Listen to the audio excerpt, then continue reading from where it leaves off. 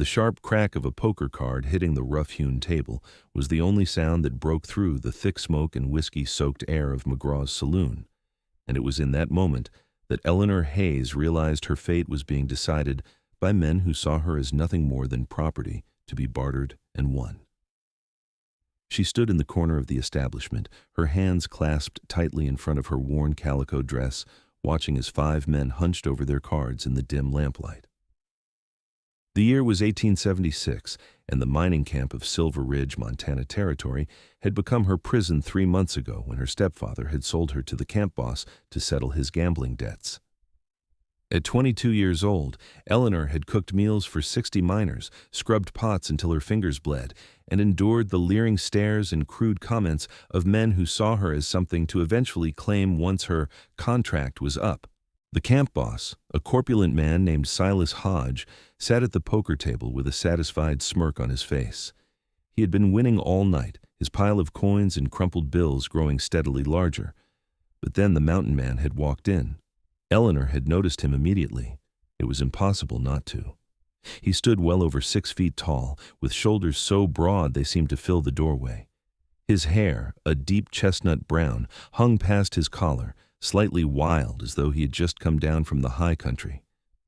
His jaw was strong and covered with several days' worth of stubble, and his hands, as he removed his leather gloves, were large and calloused from hard work. He wore buckskin pants and a heavy wool shirt that did nothing to hide the powerful muscles of his chest and arms.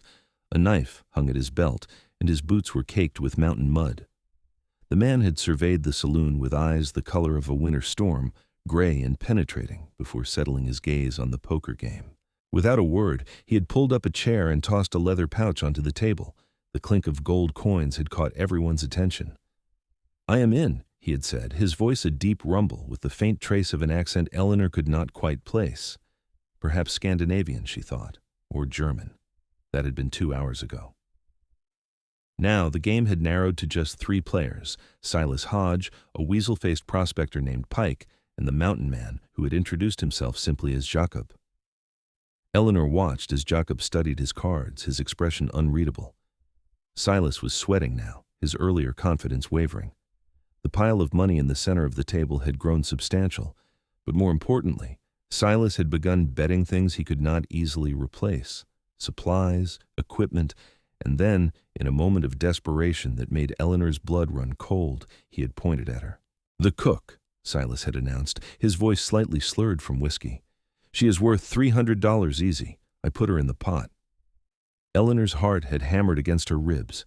She wanted to scream, to run, but there was nowhere to go. The miners would drag her back, and Silas would make her life even more miserable. She was trapped, and she knew it. Jakob's eyes had flickered to her then, just for a moment. She could not read what she saw in that brief glance, but something in his expression made her breath catch. It was not the hungry, possessive look she had grown accustomed to from the miners. It was something else entirely. "You cannot bet a person," Jakob had said quietly, his words measured and deliberate. Silas had laughed, a ugly braying sound. "The hell I cannot. I own her contract fair and square, paid good money for it. She is mine to do with as I please." Pike had shifted uncomfortably in his seat but said nothing. The other patrons in the saloon had fallen silent, watching the exchange with keen interest. Jakob had been quiet for a long moment, his jaw working as though he were grinding his teeth. Then he had nodded slowly. "Very well, I call." The cards had been revealed. Pike folded immediately with a curse. Silas laid down his hand with a triumphant grin. 3 queens. It was a strong hand, and he clearly expected to win. Jakob had placed his cards on the table one by one. 3 kings. The color had drained from Silas's face. "No," Silas had breathed.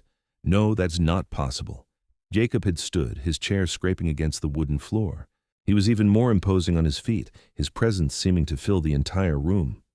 "I believe the pot is mine," Silas had sputtered, his face turning an alarming shade of purple. "Now wait just a minute. We can renegotiate. You do not want that scrawny thing anyway. She is not much to look at, and she is more trouble than she is worth." Eleanor flinched at the words, even though she had heard worse in her time at the camp. She kept her eyes lowered, willing herself to become invisible. "I will take what I won," Jakob said firmly. He began collecting the money and supplies from the table, moving with calm efficiency. Then he turned to Eleanor. "Get your things." She stared at him, uncertain if she had heard correctly. "My things? Whatever belongs to you, get it now." Eleanor's mind raced. She owned almost nothing. A spare dress, a shawl her mother had made before she died, a small tin of hairpins. Everything was in the tiny storage room off the kitchen, where she slept on a pile of old blankets. She nodded mutely and hurried through the door that led to the back of the building. Her hands shook as she gathered her meager possessions and stuffed them into a canvas sack. This could not be happening. She had just been won in a poker game like a piece of furniture. What would this mountain man do with her? The possibilities that flashed through her mind made her feel sick. When she returned to the saloon, Jakob was waiting by the door. He had shouldered a large pack and held the reins of what must be his horse, a sturdy-looking bay gelding. He gestured for her to follow him, and she did, her legs feeling weak beneath her. The night air was cold and crisp, carrying the scent of pine and wood smoke. The mining camp was relatively quiet at this hour, though light and noise still spilled from the various establishments that catered to the miners. Eleanor followed Jakob to where several horses were tethered. He approached a second horse, a gray mare, and began checking the saddle. "Can you ride?" he asked without looking at her. "A little," Eleanor admitted. "It has been a long time." He nodded. "This is Freya. She is gentle. I will help you up." Before Eleanor could protest, Jakob's large hands were at her waist, lifting her as though she weighed nothing at all. He set her in the saddle with surprising care, then adjusted the stirrups to fit her shorter legs. His touch was impersonal, efficient, and Eleanor felt a confusing mixture of relief and something else she could not quite name. Jakob mounted his own horse in one fluid motion and took up Freya's lead rope. "We ride now. Stay close." "Where are we going?" Eleanor managed to ask, her voice barely above a whisper. "Away from here." They rode through the camp and out onto the mountain trail. The moon was nearly full, providing enough light to see by, and Jakob seemed to know the path well. Eleanor clung to the saddle horn, trying to find her balance as Freya picked her way over the rocky ground. They rode in silence for what felt like hours. Eleanor's thighs began to ache, and she was grateful for the thick wool of her skirts that provided some padding. She watched Jakob's broad back ahead of her, wondering what he was thinking, what he planned to do with her. The fear that had been her constant companion for months coiled tighter in her chest. Finally, when Eleanor thought she could not bear the silence any longer, Jakob guided them off the main trail and into a small clearing. A creek burbled nearby, and the trees provided shelter from the wind. He dismounted and came to help Eleanor down. Her legs nearly gave out when her feet hit the ground, and Jakob steadied her with a hand on her elbow. "Rest here," he said. "I will see to the horses." Eleanor sank down onto a fallen log, watching as Jakob unsaddled both horses with practiced efficiency. He hobbled them near the creek where they could drink and graze, then began gathering wood for a fire. Within minutes, he had a small blaze going, the flames casting dancing shadows across his face. He pulled supplies from his pack and began preparing coffee in a battered pot. Eleanor sat in awkward silence, unsure what to do or say. Finally, Jakob poured coffee into 2 tin cups and handed one to her. She took it gratefully, wrapping her cold fingers around the warm metal. "Thank you," she murmured. Jakob settled himself on the ground across the fire from her, his long legs stretched out before him. He sipped his coffee and studied her with those penetrating gray eyes. Eleanor felt exposed under his gaze, as though he could see right through to all her fears and secrets. "What is your name?" he asked. "Eleanor. Eleanor Hayes." He nodded. "I am Jakob Anderson. I have a cabin about 10 miles from here, higher in the mountains. We will reach it tomorrow." Eleanor's hands tightened on her cup. "And then what?" "And then you are free to go wherever you wish." She blinked, certain she had misheard. "What?" "You are not my property, Eleanor Hayes. I do not believe in owning people. When we reach my cabin, I will give you supplies and money. You can go to Helena or Virginia City or anywhere else you choose. The stage runs through Willow Bend, about 15 miles west of my cabin. I will take you there if that is what you want." Eleanor stared at him, her mind struggling to process his words. "You're going to free me?" "You were never mine to free. You are your own person." Jakob's voice was firm, brooking no argument. Tears stung Eleanor's eyes, and she blinked them back furiously. She had not cried once in the 3 months since her stepfather had sold her, refusing to give the men at the mining camp the satisfaction of seeing her break. But now, faced with unexpected kindness, her carefully constructed walls began to crumble. "Why?" she whispered. "Why did you win me in that game if you were just going to let me go?" Jakob was quiet for a long moment, staring into the fire. "My sister," he said finally. "Her name was Ingrid. When we first came to America from Norway, we had nothing. We worked, we saved. But then," he paused, his jaw tightening, "she fell in with a bad man. He claimed he loved her, but he sold her to a brothel in San Francisco to pay his debts. By the time I found her, she was—" He did not finish the sentence, but Eleanor understood.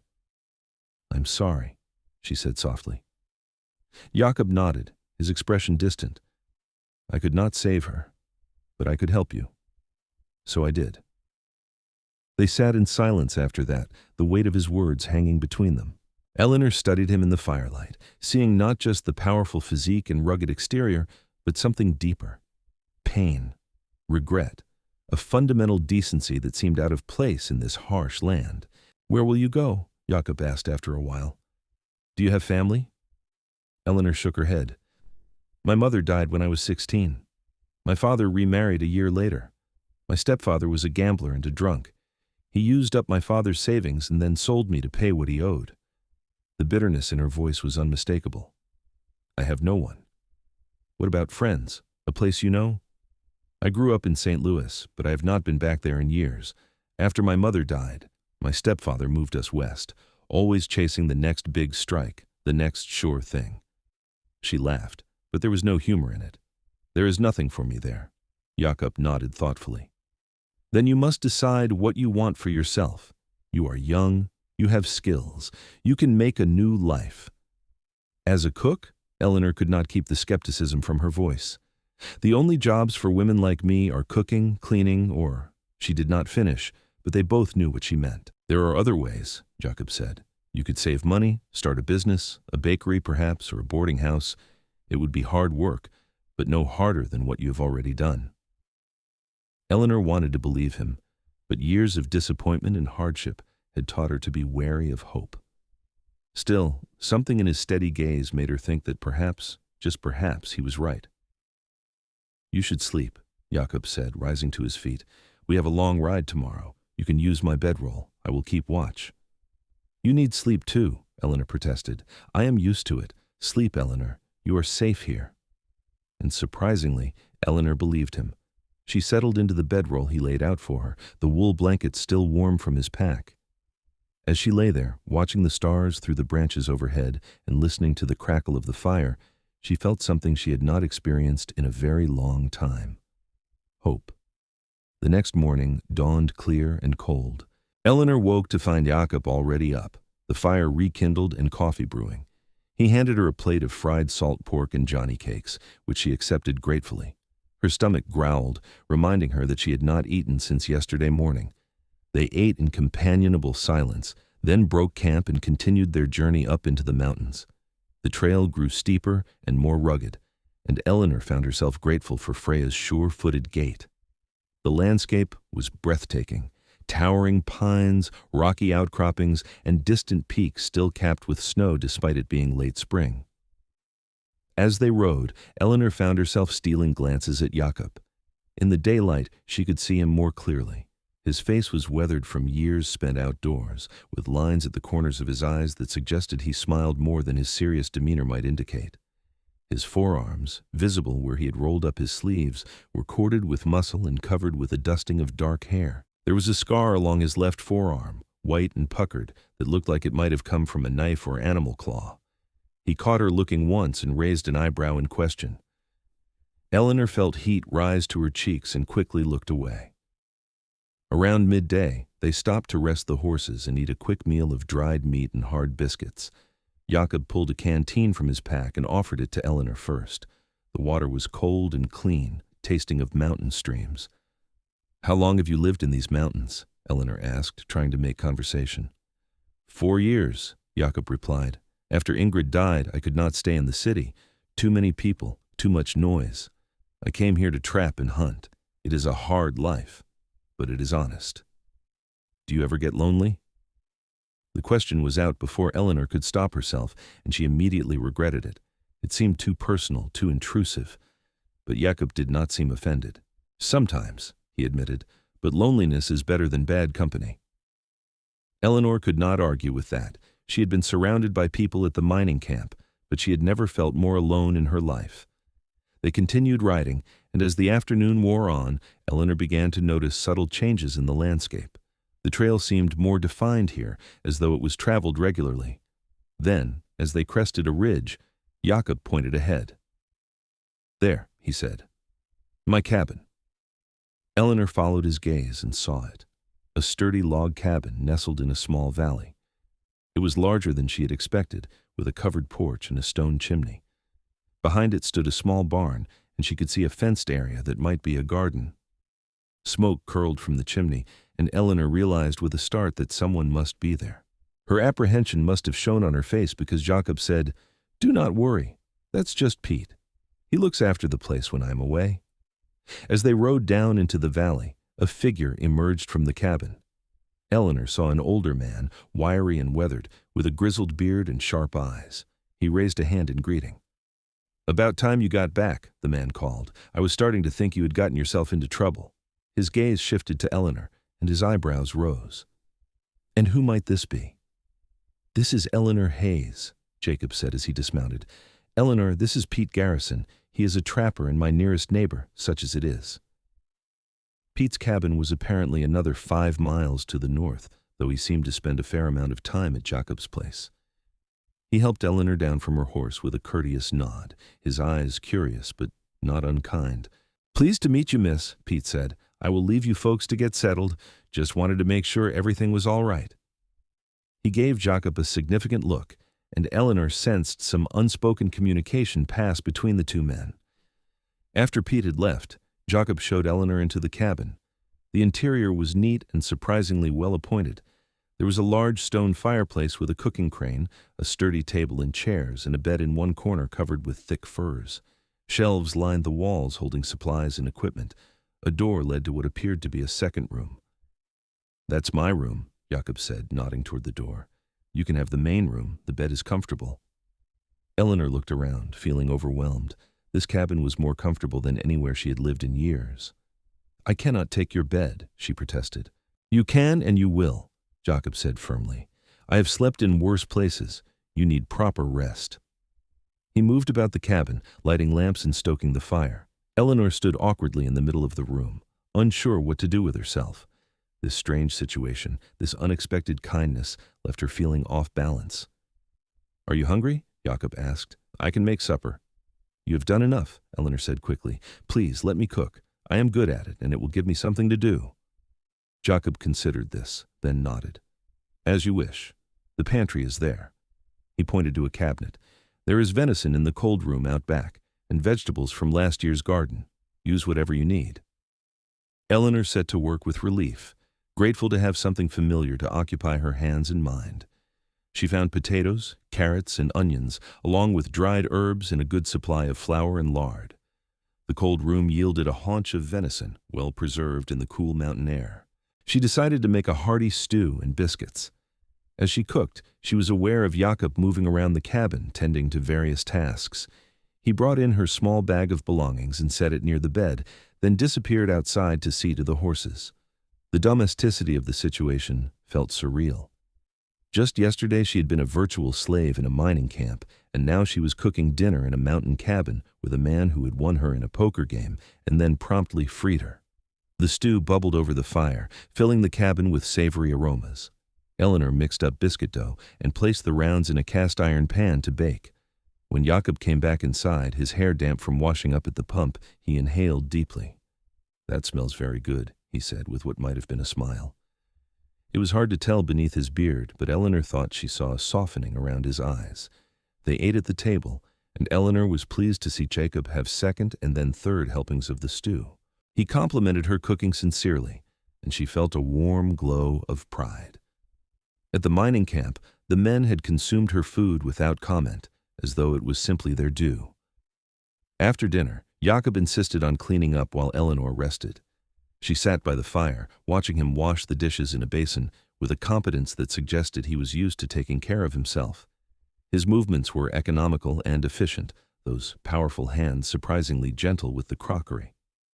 When he finished, he poured them each a cup of coffee and settled into the chair across from her. For a while they sat in comfortable silence, listening to the fire pop and crackle.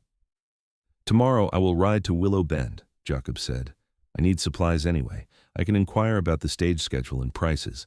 You should think about where you want to go." Eleanor's chest tightened. Of course, he wanted her gone as soon as possible. Why would he want a strange woman cluttering up his peaceful existence? She had been foolish to feel comfortable here, even for a moment. "I understand," she said quietly. "I will be ready to leave whenever you arrange it." Something flickered across Jakob's face. "There is no rush," he said. "I only thought you would want to get on with your life as soon as possible. But if you need more time to decide, you are welcome to stay here until you are ready." Eleanor looked at him searchingly, trying to understand this man. Every assumption she made about him seemed to be wrong. "Why are you being so kind to me?" Jakob was quiet for a long moment. "Because someone should have been kind to my sister," he said finally. "And because it is the right thing to do. You do not owe me anything, Eleanor. Not gratitude, not service, nothing. I want you to understand that." Tears pricked at Eleanor's eyes again, and this time she let them fall. She had been holding herself together for so long, being strong because she had no other choice. But here, in this warm cabin with this unexpected protector, she finally felt safe enough to let her guard down. "I do not know what to do," she admitted, her voice breaking. "I have nowhere to go, no money, no prospects. I'm grateful for your help, truly, but I am terrified of what comes next." Jakob leaned forward, his elbows on his knees. "Then do not think about what comes next. Think about today. You are warm, you are fed, you are safe. That's enough for now. The rest will come in time." Eleanor wiped at her eyes, feeling embarrassed by her display of emotion. "I am sorry. You must think me very weak." "I think you are very strong," Jakob said with conviction. "You have survived things that would break most people. Allowing yourself to feel is not weakness, Eleanor. It is courage." His words settled over her like a warm blanket, and Eleanor felt something shift inside her chest. She looked at this mountain man, this stranger who had saved her, and felt the first stirrings of something she could not quite name. Over the next several days, a routine developed. Eleanor woke early each morning to find Jakob already up and tending to various chores around the homestead. She would make breakfast, and they would eat together before Jakob headed out to check his trap lines or hunt. Eleanor spent her days tidying the cabin, which barely needed it since Jakob was fastidiously neat, and exploring the immediate area around the homestead. She discovered that Jakob had an impressive garden plot already prepared, and she spent one warm afternoon planting seeds he had stored: beans, squash, carrots, lettuce. The work felt good, grounding, and she found herself humming as she worked. Pete stopped by every few days, always with some excuse. He needed to borrow a tool, or he had extra coffee to share, or he wanted Jakob's opinion on a trap mechanism. But Eleanor suspected he was really checking to make sure everything was all right. He was always courteous to her, treating her with a respect she had not experienced in a long time. "You have done wonders with this place," Pete said one afternoon, surveying the freshly planted garden in the cabin, where Eleanor had hung curtains she had made from some extra fabric Jakob had in storage. "It has not looked this homey since Jakob's ma came to visit 3 years back." Eleanor felt herself blush. "I just wanted to contribute something. Jakob has been so generous." Pete gave her a long, thoughtful look. "He is a good man, Jakob. Two alone, though. A man needs more than his own company to thrive." He said nothing more, but Eleanor felt the weight of his words. Jakob had indeed made a trip to Willow Bend, and he had returned with supplies and information about the stage schedule. But he had not pushed Eleanor to make a decision, and she found herself reluctant to bring up the subject. The truth was, she had never felt more content than she did here in this mountain cabin. The days were simple but satisfying, and Jakob's quiet presence was surprisingly comfortable. She found herself looking forward to the evenings most of all. After dinner, they would sit by the fire and talk. Jakob told her about Norway, where he had grown up, about the fjords and mountains and the long winters. He spoke of coming to America with his family when he was 18, full of hope for a better life. My father was a fisherman, Jakob said, but the fishing was not good those years, and we heard that America was a land of opportunity. So we sold everything and bought passage on a ship, my parents, me, and Ingrid. His voice grew soft when he mentioned his sister's name. She was 16, full of life and laughter. She wanted to see everything, experience everything. How did your parents die? Eleanor asked gently. Cholera, the first winter we were in New York. They died within days of each other. Ingrid and I were alone then. I worked at the docks and she took in sewing. We were going to save enough to go west, maybe buy a farm. He stared into the fire, his expression distant. But then she met Donovan. He was handsome, charming. He promised her the world. I did not trust him, but Ingrid was in love. When I objected, she stopped speaking to me. By the time she came back desperate for help, it was too late. Eleanor reached out and touched his hand, a gesture of comfort. Jakob looked at her, surprised, but he did not pull away. His hand was warm and rough beneath hers. She would be glad you helped me, Eleanor said softly. I hope so, Jakob replied. He turned his hand over, gently squeezing her fingers. The contact sent an unexpected jolt through Eleanor, and she quickly withdrew her hand, flustered. Jakob noticed her reaction, and something flickered in his eyes, but he said nothing.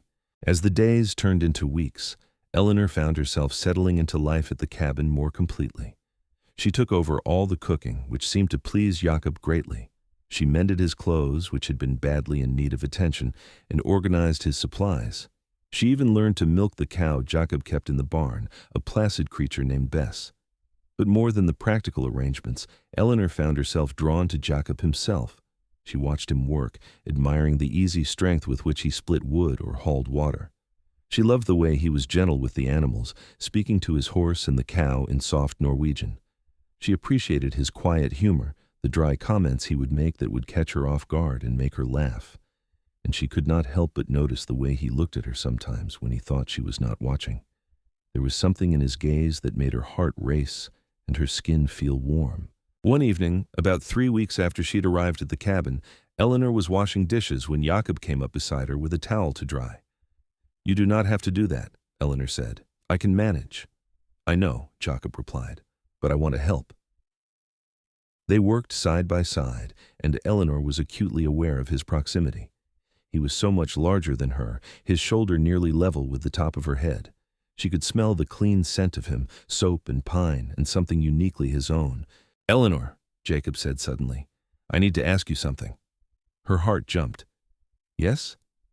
Are you staying here because you want to, or because you feel you have no other choice? Eleanor set down the plate she was washing and turned to face him. What do you mean? Jakob set down the towel and looked at her seriously. I told you that you were free to go, and I meant it, but you have not mentioned leaving in weeks. If you are staying only because you think I expect you to work for your keep, or because you are afraid you have nowhere else to go, then I need to know. I do not want you to feel trapped here. Eleanor's throat tightened. I do not feel trapped, she said quietly. I feel safer and happier here than I have felt in years, but I did not want to presume. This is your home, your life. I did not want to overstay my welcome. Relief flooded Jakob's features. You could never overstay your welcome. I was afraid that you were just being polite, that you really wanted to leave but did not know how to say so. No, Eleanor said quickly. No, I do not want to leave, unless, she hesitated, unless you want me to. I do not want you to leave. Jakob's voice was firm, his gray eyes intense. I like having you here, Eleanor. The cabin feels like a home now, not just a place to sleep. And He paused, seeming to struggle with his words. I enjoy your company. Eleanor felt warmth spread through her chest. I enjoy your company too. They stood there in the lamplight, the dirty dishes forgotten, looking at each other with a new awareness. Jakob reached out slowly, giving her time to pull away if she wanted, and gently tucked a strand of hair behind her ear. His fingers lingered for just a moment against her cheek. You're very beautiful, he said softly. Eleanor's breath caught. I am not, she protested. I am too thin, and my hair's always a mess, and You are beautiful, Jakob repeated, his tone brooking no argument. You are strong and capable and kind, and yes, also very pretty. No one had ever called her beautiful before. Eleanor felt tears sting her eyes, but these were different from the tears of fear and despair she had cried so often.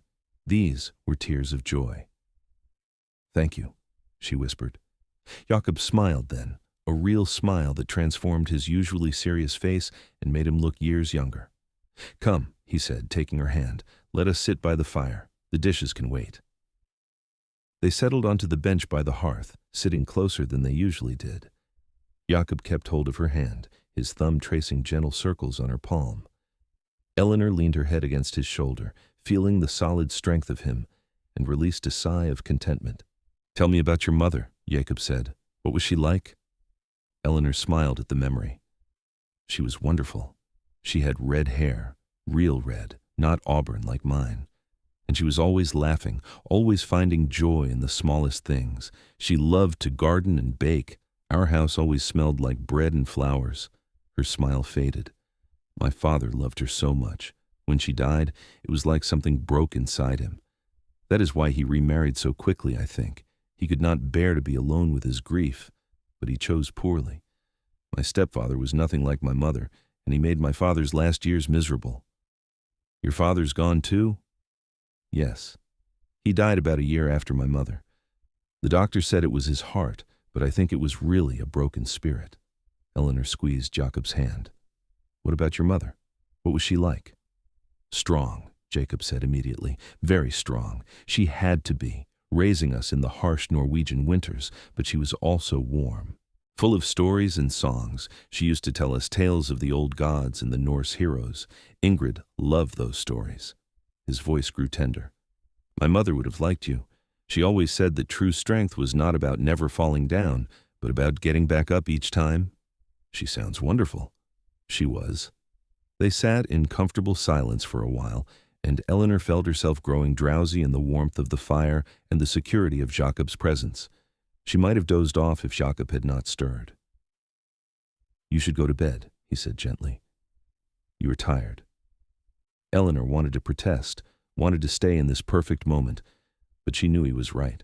She stood reluctantly, and Jakob rose with her. On impulse, Eleanor stood on her tiptoes and pressed a soft kiss to his bearded cheek. Good night, Jakob. His hand came up to catch hers, and he brought it to his lips, kissing her knuckles with old-world courtesy. Good night, Eleanor. Sleep well. Eleanor's heart was singing as she prepared for bed. She changed into her nightgown behind the privacy screen Jakob had constructed for her and climbed into the big bed. But sleep was long in coming. She lay awake, her fingers touching her cheek where Jakob had touched her, and allowed herself to hope for something she had thought lost forever, a future filled with happiness and love. The next morning dawned bright and clear. Eleanor woke early, as had become her habit, but when she emerged from behind the privacy screen, she found Jakob already up and standing by the window. There was tension in his shoulders that had not been there before. What is wrong? Eleanor asked, immediately alert. Jakob turned to her, and his expression was serious. Riders coming. 3 of them from the south. Eleanor's blood ran cold. From the mining camp? Maybe. Get dressed. If there is trouble, I want you to go out the back and hide in the woods, understand? I am not leaving you to face trouble alone, Eleanor said firmly. Eleanor. No, we face this together. Jakob looked as though he wanted to argue, but there was no time. The sound of hoofbeats grew louder, and then 3 men rode into the yard. Eleanor recognized one of them immediately. It was Pike, the weasel-faced man from the poker game. The other 2 were miners from the camp, rough-looking men with guns on their hips. Jakob stepped out onto the porch, and Eleanor followed, staying slightly behind him. His hand rested on the knife at his belt, though he had not drawn it. Can I help you? Jakob called out, his voice calm but carrying a note of steel. Pike dismounted, his expression ugly. You got something that belongs to Silas Hodge. We are here to take her back. The woman belongs to no one, Jakob said flatly, and she stays here of her own free will. That is not how Silas sees it. You cheated at that game, and he wants his property back. I did not cheat. I won fairly, and even if I had not, Eleanor is a human being, not property. Tell Hodge to accept his losses and leave us alone. One of the miners spat on the ground. Silas does not take kindly to being told what to do. You give us the girl, or there will be trouble. Eleanor felt Jakob's muscles tense, and she knew he was preparing for a fight, but she also knew that 3 armed men were too many, even for someone as capable as Jakob. If shooting started, he could be killed. She stepped forward before she could think better of it. "Wait," she said, her voice carrying across the yard. "I will go back." "No," Jakob said immediately, his hand shooting out to grab her arm. "You will not. Jakob, there are 3 of them. They will kill you. Then I die. But you do not go back to that place." His gray eyes blazed with determination. "I will not let them take you." Eleanor's heart swelled with emotion, but she was also terrified. She could not bear the thought of Jakob being hurt because of her. Before anyone could move, another voice rang out. "I would not do that if I were you boys." Everyone turned to see Pete Garrison emerge from the tree line, a rifle leveled at the 3 men. "Seems to me you are outnumbered now." Pike's face went red. "This is none of your concern, old man." "I am making it my concern. Jakob here is my friend, and the lady has chosen to stay with him, so I suggest you get back on your horses and ride out of here before someone gets hurt." For a tense moment, nobody moved. Then one of the miners muttered something to Pike, clearly unwilling to face 2 armed men. Pike's lip curled in a sneer, but he remounted his horse. "Silas is not going to let this go," he said. "You have not heard the last of this. Tell Silas that if he comes looking for trouble, he will find it," Jakob said coldly. "And tell him that I have witnesses who saw the game. There was no cheating. He lost fairly, and if he tries to claim otherwise, I will make sure everyone in the territory knows Silas Hodge is a sore loser and a man who trades in human lives." Pike's face twisted with anger, but he turned his horse and rode off, his companions following. Pete kept his rifle trained on them until they disappeared down the trail. Jakob released a long breath and turned to Eleanor, his hands gripping her shoulders. "Do not ever offer to go back there. Do you understand me? I would rather die than see you return to that place." "I could not let them hurt you," Eleanor said, tears streaming down her face. "I could not." Jakob pulled her into his arms, holding her tightly against his chest. Eleanor could hear his heart pounding, feel the tension in his powerful frame. "You are safe," he murmured into her hair. "I will keep you safe." Pete approached, lowering his rifle. "I had a feeling those boys might try something, so I've been keeping an eye out. Good thing I was nearby." Jakob released Eleanor reluctantly and extended his hand to Pete. "Thank you, my friend. I owe you." "You do not owe me nothing," Pete said, shaking his hand firmly. "But you might want to think about taking the lady to the marshal in Helena, get some legal documentation that she is not Hodge's property anymore." "That's a good idea," Jakob agreed. "We will go this week." After Pete left with promises to continue watching the trail, Jakob and Eleanor went back inside the cabin. The fear and adrenaline of the confrontation had left Eleanor shaking, and Jakob guided her to a chair. "I am sorry," he said, kneeling in front of her so they were eye level. "I did not think they would come after you. I should have taken you to the marshal right away." "You could not have known," Eleanor said, placing her hand on his bearded cheek. "And you protected me. You were willing to die for me." "Of course I was." Jakob's voice was fierce. "Eleanor, you mean—" He paused, seeming to struggle with his emotions. "You mean more to me than I can properly say. These past weeks with you have been the happiest I have known in years. The thought of losing you, of them taking you back to that terrible place, is unbearable." Eleanor's heart felt as though it might burst. "You mean more to me too," she whispered. "I never thought I could feel this way. I never thought someone like you could exist, someone so strong and kind and good." Jakob's hand came up to cup her face, his touch infinitely gentle despite the calluses on his palm. "May I kiss you?" he asked, his voice rough with emotion. "Yes," Eleanor breathed. "Please." He kissed her softly at first, a tender brush of lips that made Eleanor's toes curl. Then, when she made a small sound of pleasure and leaned into him, the kiss deepened. Jakob's arms came around her, pulling her close, and Eleanor wrapped her arms around his neck, threading her fingers through his long hair. The kiss was everything Eleanor had never known she wanted. Passion and tenderness, desire and respect, all rolled into one perfect moment. When they finally broke apart, both of them were breathing hard. "I love you," Jakob said, his gray eyes searching hers. I know it is too soon, and I do not want to pressure you, but I need you to know. I love you, Eleanor. I love you too, Eleanor said, her voice breaking with joy. I think I have loved you since that first night when you told me I was free. Jakob kissed her again, and then again, as though he could not get enough. When he finally drew back, his expression was serious. I want you to stay here, not as a guest but as my wife, but only if that is what you want. If you would rather have your freedom, if you want to see the world or build a different life, I will help you do that. Your happiness is what matters to me. Eleanor felt tears of joy streaming down her face. I want to stay. I want to be your wife. I want to build a life here with you. The smile that spread across Jakob's face was like the sun coming out from behind clouds. He stood and swept her up into his arms, spinning her around the cabin while she laughed and clung to his shoulders. When he set her down, he kissed her once more. Then we will go to Helena, he said. We will see the marshal, and we will find a preacher, and we will make this official. I want everyone to know that you are my wife and that you are under my protection.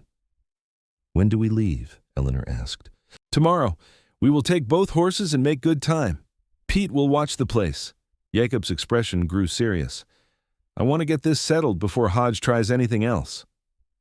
They spent the rest of the day preparing for the journey. Jakob checked their supplies and tack, while Eleanor packed food for the trip and laid out her best dress, the one she had been saving for she knew not what. That evening, they sat together on the porch, watching the sunset over the mountains, Jakob's arm around Eleanor's shoulders and her head resting on his chest. Are you scared? Jakob asked quietly. A little, Eleanor admitted. What if the marshal does not believe me? What if Hodge has some legal claim? Then we will find another way, Jakob said firmly. I will not let him have you. Even if we have to leave the territory, go to California or Oregon, I will keep you safe. Eleanor turned to look up at him. You would give up your home for me. I would give up anything for you. Jakob's voice was utterly sincere.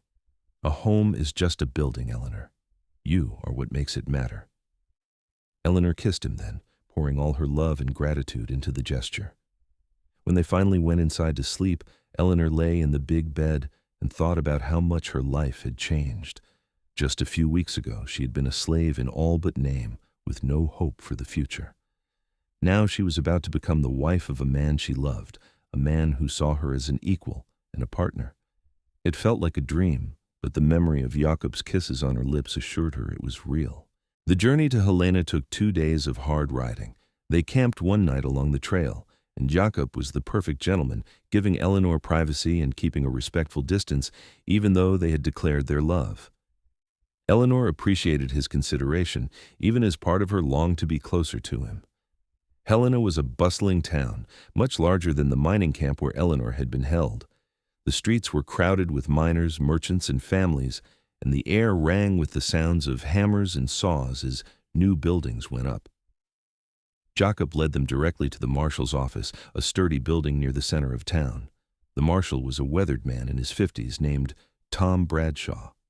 He listened carefully as Jakob and Eleanor explained the situation, his expression growing increasingly stern.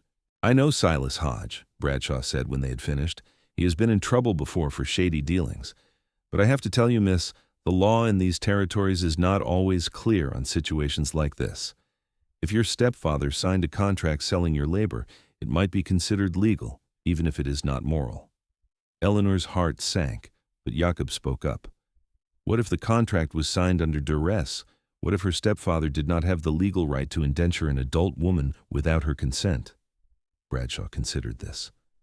That's a good point. How old are you, Miss Hayes? 22, sir. And your stepfather signed this contract without your knowledge or consent? Yes, sir. He told me we were going to stay with friends in the mining camp. When we arrived, he signed papers with Silas Hodge and then left me there. I did not even know I had been sold until Hodge told me the next day. Bradshaw nodded slowly. That changes things. A contract signed without the consent of all parties is not legally binding.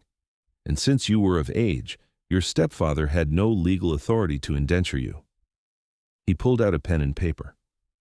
I will write up a statement attesting to the fact that you are a free woman and that any contract Hodge claims to have is void. If he gives you any more trouble, you come back here, and I will deal with him personally."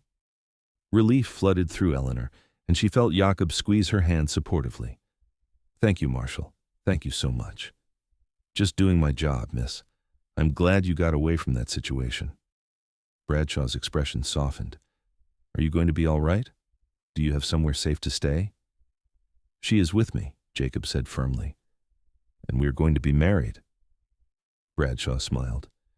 "Well then, congratulations. You will want to see Reverend Mitchell. His church is 3 streets over, white building with the tall steeple. Cannot miss it." They thanked the marshal and left with the precious document safely tucked away.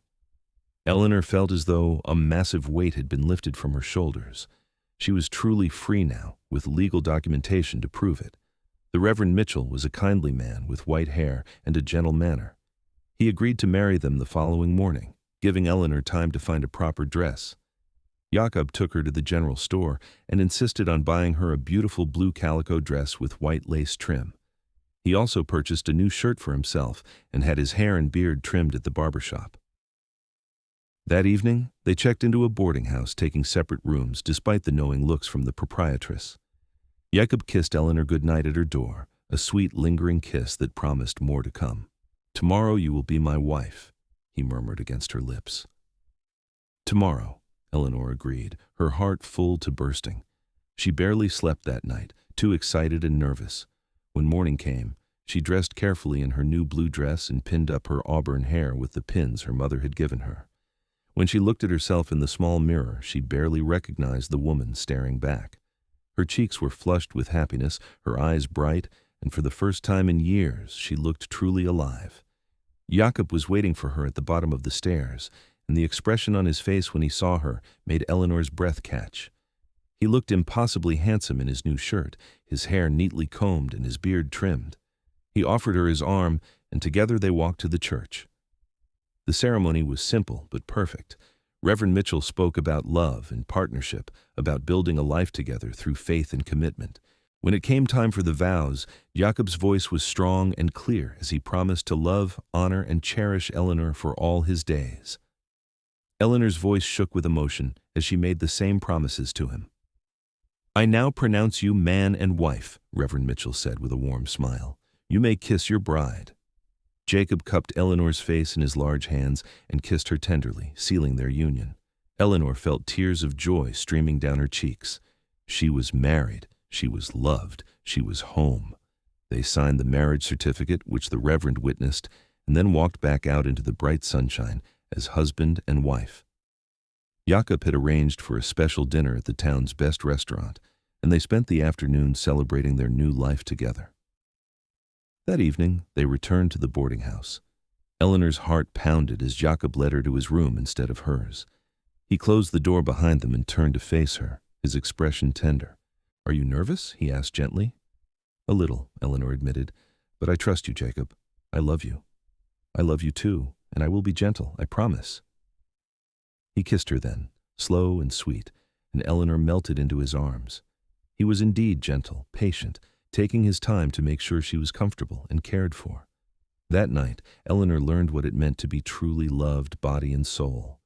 In Jakob's arms, she felt cherished and safe, and she gave herself to him completely, knowing she had found her forever home. They stayed in Helena for 3 more days, exploring the town and enjoying their honeymoon. Jakob bought supplies for the cabin and a few special treats for Eleanor, a set of fine china dishes, fabric for new curtains and clothes, and a beautiful silver locket that had belonged to his mother, which he fastened around her neck with trembling fingers. "I want you to have this," he said. "My mother would want you to wear it." Eleanor touched the locket reverently. "I will treasure it always. Thank you, Jakob." When they finally returned to the cabin, Eleanor felt as though she was truly coming home. The mountains welcomed them back with crystal-clear skies and the sweet scent of pine.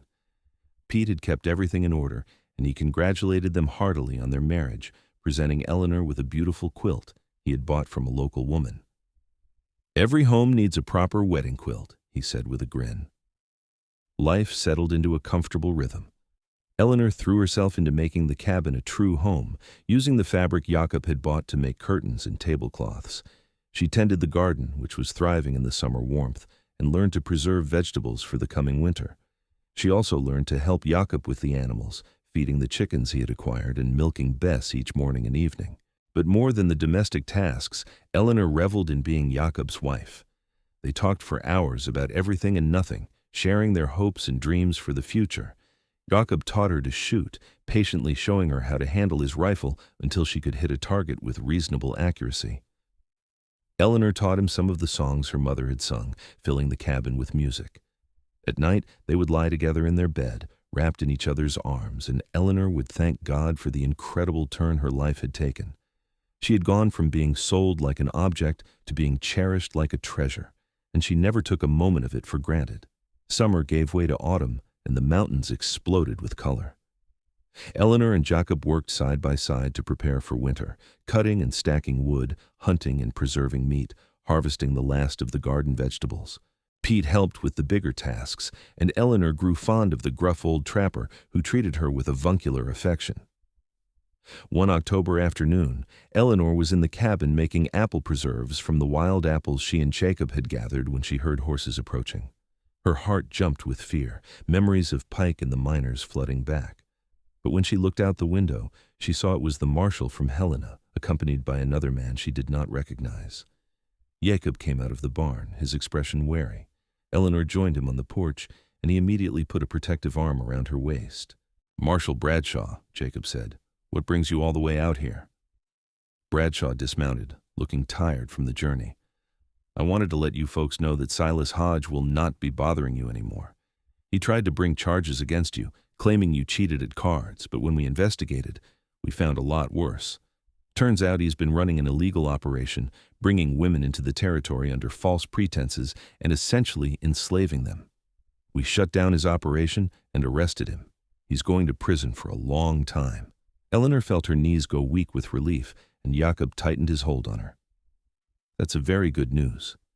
Thank you for letting us know." "There is more," Bradshaw said. "This here is Samuel Curtis. He's a lawyer from back east, represents some of the women's families. He wants to talk to you, Mrs. Anderson, if you are willing." Eleanor nodded, and they invited the men inside.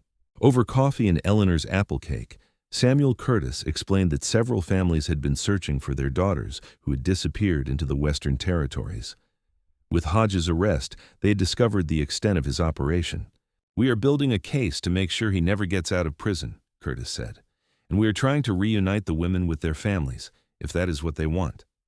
I understand you might not want to testify, given what you have been through, but if you would be willing to give a statement, it would help ensure justice is served." Eleanor looked at Jakob, who squeezed her hand supportively. "It is your decision," he said quietly. "I will support whatever you choose." Eleanor took a deep breath. "I will give a statement. If it helps other women, if it makes sure Hodge can never do this again, then I want to help." Curtis smiled. "Thank you, Mrs. Anderson. You're very brave." Eleanor gave her statement, detailing everything that had happened from the moment her stepfather sold her to the day Jakob won her freedom. It was difficult to relive those memories, but Jakob stayed by her side the entire time, his presence giving her strength. When Curtis and the marshal finally left, Eleanor felt drained, but also lighter somehow. That chapter of her life was truly closed now. She was Eleanor Anderson, wife of Jakob, and she was free in every sense of the word. "I am proud of you," Jakob said, pulling her into his arms. "You are the strongest person I know." "I am strong because you love me," Eleanor replied, holding him tight. "You gave me the courage to be myself again." Winter came to the mountains with a vengeance, bringing deep snow and bitter cold. But inside the cabin, Eleanor and Jakob were warm and content. They spent the long evenings by the fire, Jakob carving beautiful things from wood while Eleanor knitted or sewed.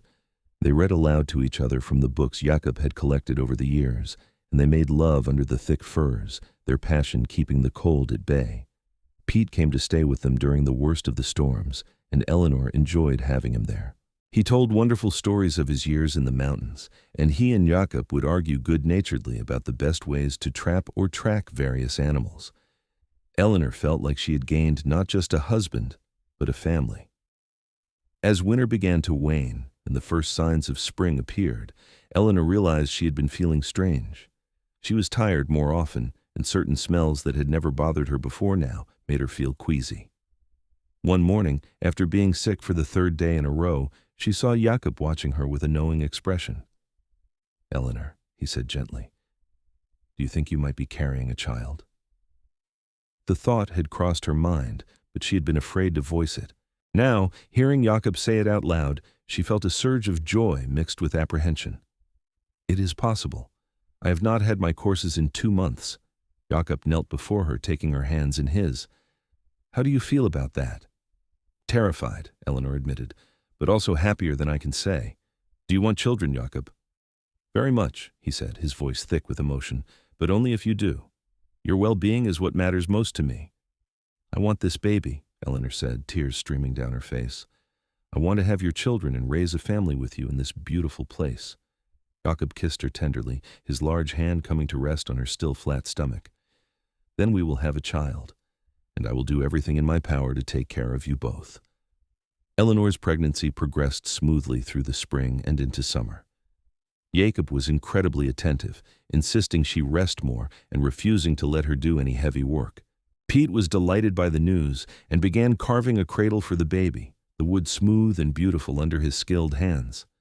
As summer gave way to autumn again, Eleanor's belly swelled with their child. She felt the baby move inside her, tiny flutters that grew into strong kicks. Jakob loved to put his hand on her stomach and feel the baby, his expression full of wonder. "I cannot wait to meet him," he would say. "Or her," Eleanor would remind him with a smile. "Or her," Jakob would agree, kissing her soundly. In late September, Eleanor's pains began. Jakob sent Pete to fetch the midwife from Willow Bend, a capable woman named Mrs. Henderson. The labor was long and difficult, and there were moments when Eleanor thought she could not continue. But Jakob never left her side, holding her hand and whispering encouragement in her ear. Finally, as the sun was setting on a beautiful autumn day, Eleanor gave birth to a healthy baby boy. When Mrs. Henderson placed the squalling infant in Eleanor's arms, she felt her heart expand to accommodate a love she had not known was possible. "He is perfect," she breathed, examining the tiny face, the rosebud mouth, the shock of dark hair. Jakob, who had tears streaming down his face, touched the baby's small hand reverently. "He is beautiful, just like his mother." "What should we name him?" Eleanor asked. Jakob was quiet for a moment. "What about Eric? It was my father's name." "Eric Anderson," Eleanor said, trying it out. "I love it. Hello, Eric. Welcome to the world, little one." Eric proved to be a healthy, happy baby. He had his father's gray eyes and his mother's delicate features.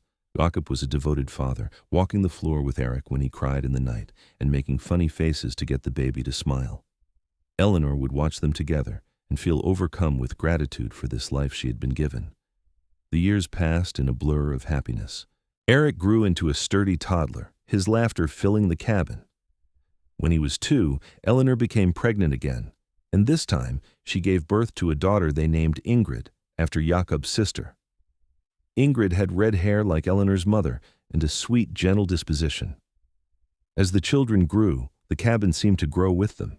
Jakob added on 2 more rooms, creating separate bedrooms for the children. The homestead expanded too, more chickens, a few pigs, and a larger garden that Eleanor and the children tended together. Pete remained a constant presence in their lives, teaching Eric to track and hunt and spoiling Ingrid with treats and stories. He had become like a grandfather to the children, and Eleanor knew how much his presence meant to all of them. When Eric was 5 and Ingrid was 3, Eleanor discovered she was pregnant again. This time, she gave birth to twin boys, whom they named Peter, after their dear friend, and Thomas, after Jakob's father's father. The cabin was now filled with the noise and chaos of 4 children, and Eleanor could not have been happier. Jakob proved to be as devoted a father to their growing brood as he was a husband to Eleanor. He was patient and kind, teaching the children skills they would need to survive in the mountains, while also encouraging their curiosity and creativity. In the evenings, he would gather them around the fire and tell them stories of his homeland, Norway, and of the brave ancestors whose blood ran in their veins. Eleanor often thought back to that terrible night in the saloon when she had watched men gamble for her like she was a piece of property. It seemed like a lifetime ago, like something that had happened to a different person. That frightened, hopeless woman had been transformed by love into someone strong and confident, a wife and mother who had found her place in the world. One evening, when the children were all tucked into bed and she and Jakob sat on the porch watching the stars, Eleanor rested her head on his shoulder and sighed contentedly. "What are you thinking about?" Jakob asked, his arm coming around her. "About how my life has turned out. About how you saved me." Jakob shook his head. "You saved yourself, Eleanor. I just gave you the opportunity. Everything you have accomplished, everything you have built, that is because of your own strength and determination." "We saved each other then," Eleanor said, tilting her face up to kiss him, "because you saved me from that terrible place, and I saved you from loneliness." "That is true," Jakob agreed, his expression tender. "Before you came into my life, I was just existing, not really living. You gave me a reason to care again, a reason to hope. You and our children are my whole world." "And you are mine," Eleanor said. "I love you, Jakob Anderson. I will love you until the day I die and beyond." "And I love you, Eleanor. Always." They sat together in the darkness, listening to the night sounds of the mountains, two souls who had found each other against all odds and built something beautiful together. Inside the cabin, their 4 children slept peacefully, safe and loved, a testament to the power of hope and the strength of the human spirit. The years continued to pass, each one bringing its own joys and challenges. Eric grew into a strong young man, much like his father, with the same quiet strength and kind heart. Ingrid blossomed into a beautiful girl with a gentle spirit and a love for growing things. The twins, Peter and Thomas, were inseparable, always getting into mischief but quick to help when work needed to be done. Pete eventually passed away peacefully in his sleep when Eric was 15.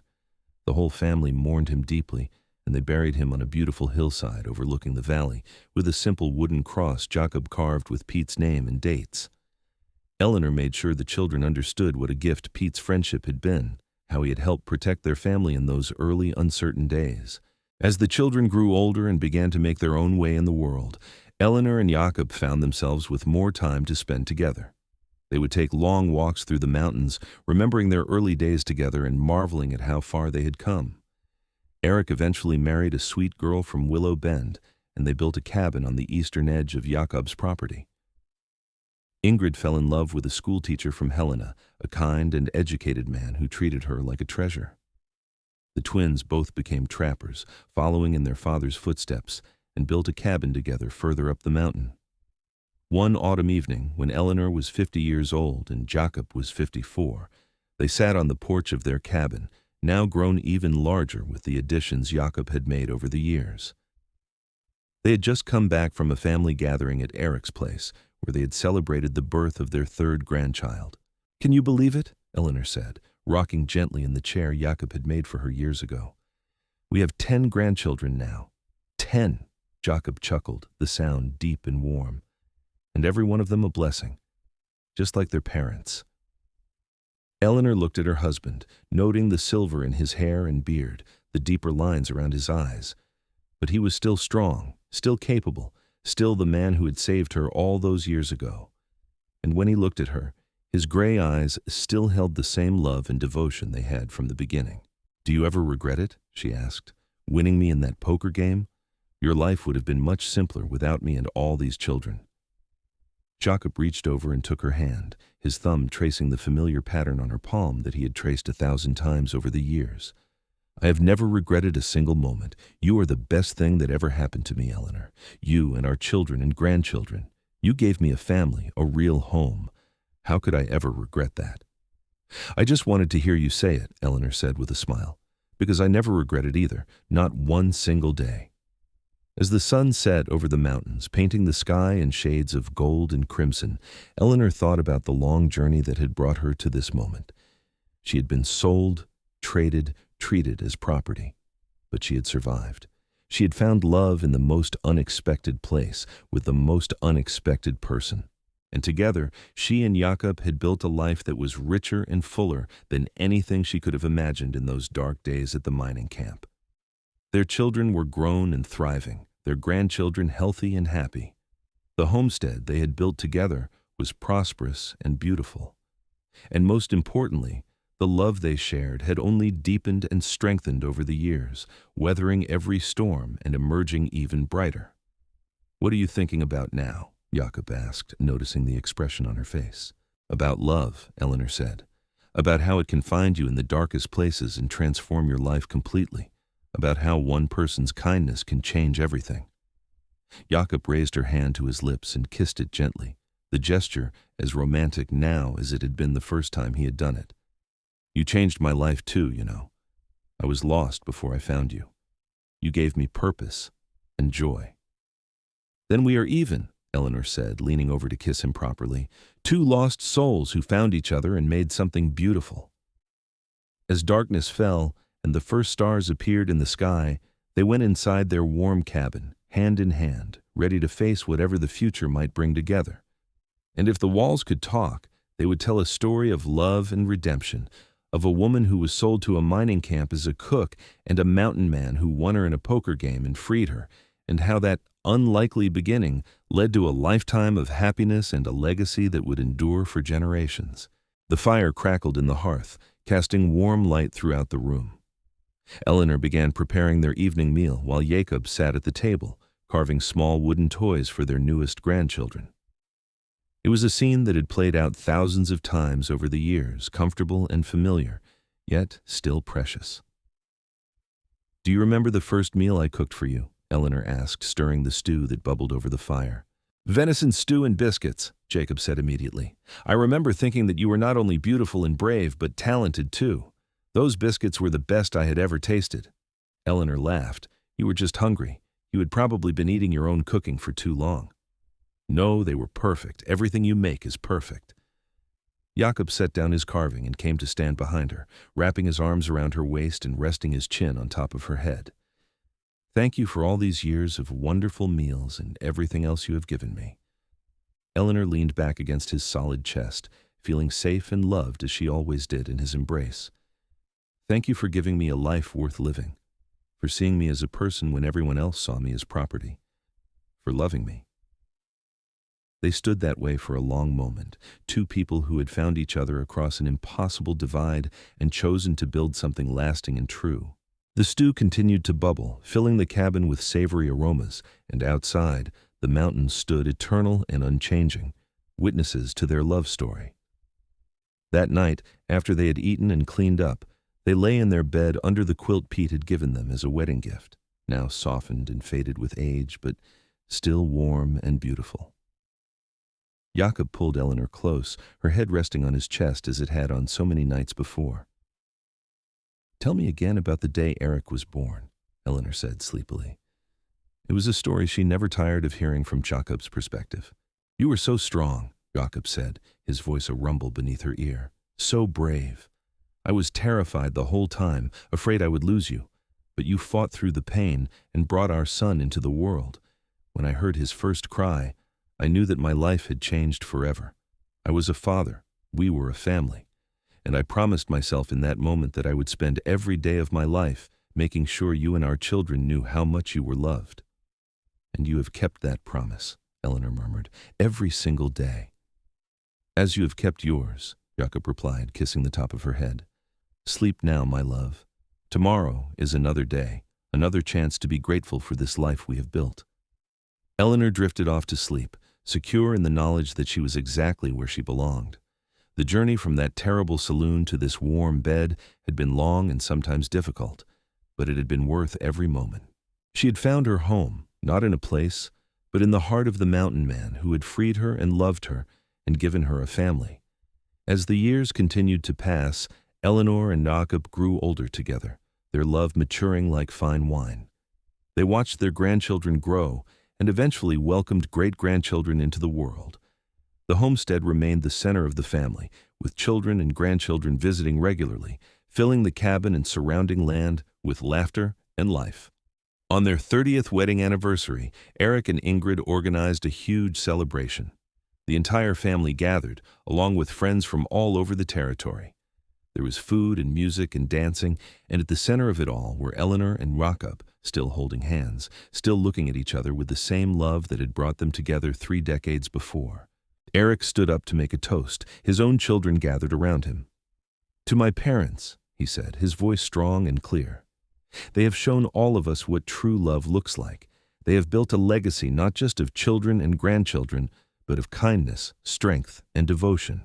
They started with nothing but each other, and they built something that will last for generations. To Ma and Pa." "To Ma and Pa," everyone echoed, raising their glasses. Eleanor, with tears streaming down her face, looked around at the crowd of people who had come from her love for Jakob.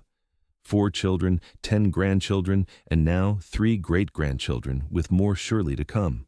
All of them healthy, happy, and loved. All of them carrying forward the values she and Jakob had worked so hard to instill. Later that night, after everyone had gone home or retired to the various cabins and bedrooms, Eleanor and Jakob walked down to the creek where he had made their first camp together so many years ago. The moon was bright, just as it had been that night, and the water burbled over the rocks in the same soothing rhythm. "I want you to know something," Eleanor said, taking both of Jakob's hands in hers. "If I could go back and change anything about my life, I would not even the hard parts, because all of it, every struggle and every pain, led me to you, and you were worth everything." Jakob's eyes shone with unshed tears. "I feel the same way. Losing my parents, losing Ingrid, all the loneliness and grief, it all had purpose because it brought me to that saloon on that night. It brought me to you." They kissed under the moonlight, the kiss of 2 people who had spent a lifetime learning every detail of each other and still found wonder in their connection. When they finally pulled apart, they stood together, looking up at the stars, the same stars that had witnessed their journey from the beginning. "Aye, thank you," Eleanor whispered, "for everything, for my life, for our family, for every single day of happiness." "Thank you," Jakob replied, "for saving me, for loving me, for being mine." "Always yours," Eleanor said, "just as you are always mine." They walked back to the cabin hand in hand, 2 souls so perfectly matched that even death would not be able to truly separate them. The cabin glowed with lamplight, warm and welcoming, a testament to everything they had built together. As they climbed into bed that night, Eleanor thought about that terrified young woman who had stood in the corner of McGraw's saloon, watching men decide her fate. She wished she could go back and tell that woman that everything would be all right, that she would find love and happiness beyond her wildest dreams, that the mountain man with the sad gray eyes would become the love of her life, her partner, her everything. But perhaps that woman would not have believed her. Perhaps she needed to live through the journey to truly appreciate the destination. And what a journey it had been, and what a glorious destination she had reached. "I love you," she whispered to Jakob in the darkness. "I love you too," he whispered back, "now and always." And as they drifted off to sleep, wrapped in each other's arms, the mountains stood watch over them, silent guardians of a love story that would be told and retold in their family for generations to come. The story of how a woman was sold to a mining camp as a cook, how a mountain man won her in a poker game and freed her, and how that act of kindness and mercy blossomed into a love that would last through time itself. The seasons continued their eternal cycle, and Eleanor and Jakob continued to live and love in their mountain home. They faced challenges as all couples do, harsh winters, illness, the inevitable sorrows that come with a long life. But they faced everything together, their bond growing stronger with each passing year.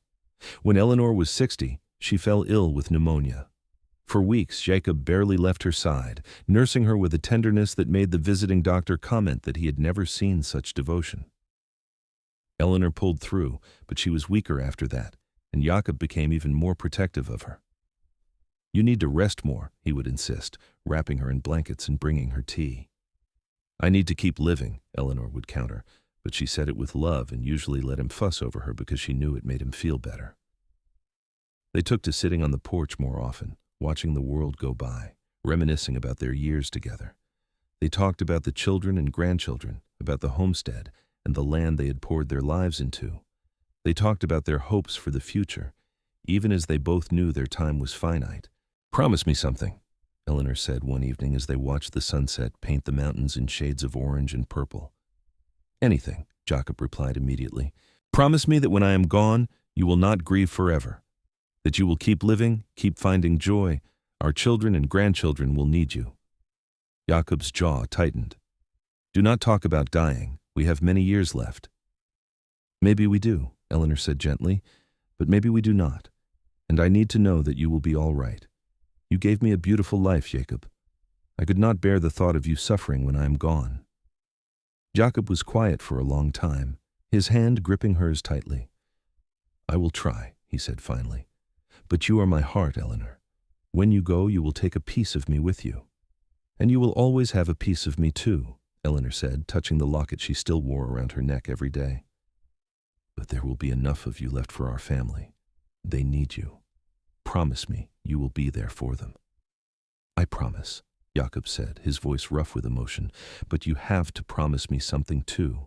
Promise me you will keep fighting, that you will not give up. I am not ready to lose you.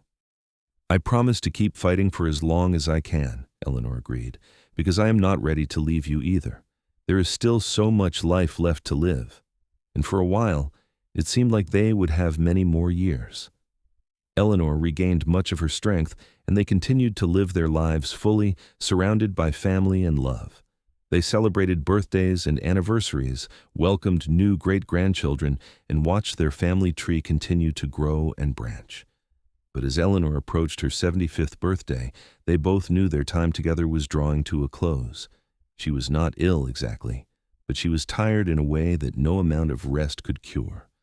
Her body, which had served her so faithfully for so many years, was simply wearing out. I am not afraid, she told Jakob one night as they lay in bed. I have lived a full and happy life. I have loved and been loved. I have raised 4 beautiful children and watched them raise their own families. I have no regrets, Jakob, not a single one. Jakob held her close, his tears soaking into her gray hair. You are the best thing that ever happened to me. I do not know how to be in this world without you. Yes, you do, Eleanor said firmly, placing her hand over his heart. You are strong, Jakob. You always have been, and you are not alone. You have Eric and Ingrid, and the twins, and all the grandchildren and great-grandchildren. You have a family who loves you. You will be all right. But I will miss you every moment of every day, Jakob said, his voice breaking. And I will miss you too, Eleanor said. But this is not goodbye forever, just for a little while. We will find each other again, I am sure of it. Our love is too strong to end with death. They held each other through the night, memorizing the feel and scent and sound of each other, storing up memories for the time when they would have to be apart. Eleanor passed away peacefully in her sleep 3 weeks later, with Jakob holding her hand. She was 75 years old and had lived to see 4 children, 15 grandchildren, and 8 great-grandchildren. She had gone from being a woman with no hope and no future to being the beloved matriarch of a large and thriving family. Jakob was devastated by her loss, but he kept his promise. He continued to live, to be there for his family, to share his memories of Eleanor and keep her spirit alive in their home. He lived for another 5 years, years filled with family and purpose, even though there was always a sadness in his eyes that never quite went away. When Jakob passed away at the age of 83, also peacefully in his sleep, the entire family gathered to mourn him. But there was also a sense of peace, knowing that he and Eleanor were together again at last. They buried him next to Eleanor on a hillside overlooking the valley they had loved, with matching headstones that read simply, Eleanor Anderson, 1854-1929, beloved wife, mother, grandmother, and great-grandmother, Jakob Anderson, 1850-1934, beloved husband, father, grandfather, and great-grandfather together forever. And indeed, in the hearts and memories of their descendants, Eleanor and Jakob lived on. Their great-great-grandchildren would grow up hearing the story of how they met, how a mountain man won a woman in a poker game and freed her, and how that act of compassion led to a love story for the ages. The cabin they had built together remained in the family for generations, carefully maintained and treasured as a link to the past. Children and grandchildren and great-grandchildren would come to visit, walking the same paths Eleanor and Jakob had walked, sleeping under the same roof they had built, feeling the presence of their love still lingering in every corner. And on quiet evenings, when the mountain wind whispered through the pines, some of the more fanciful family members claimed they could see 2 figures walking hand in hand through the valley, a tall, powerful man with long hair and a beard, and a slender woman with auburn hair, their heads bent close together, lost in conversation and love. Whether the sightings were real or imagined did not really matter. What mattered was that Eleanor and Jacob's love had created a legacy that would last forever. A family built on the foundation of compassion, respect, and devotion that they had established so many years ago in a small cabin in the Montana mountains. Their story became a part of family lore, told and retold at gatherings, a reminder that love can be found in the most unexpected places, and that one person's kindness can change not just one life, but generations of lives to come.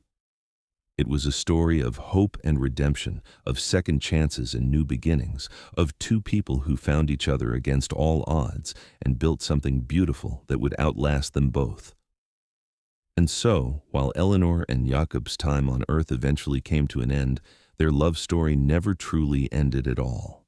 It lived on in their descendants, in the values they had instilled, in the land they had tended, and in the hearts of everyone who heard their tale. It was a love story for the ages, born in the Wild West, forged in hardship and kindness, and perfected over a lifetime of devotion. The mountain man and the woman he freed had become legends, their names spoken with reverence and affection, their love held up as an example of what true partnership should be. And in that way, they achieved something far more important than mere survival or success. They achieved immortality through love, their spirits living on forever in the family they had created and the legacy they had left behind.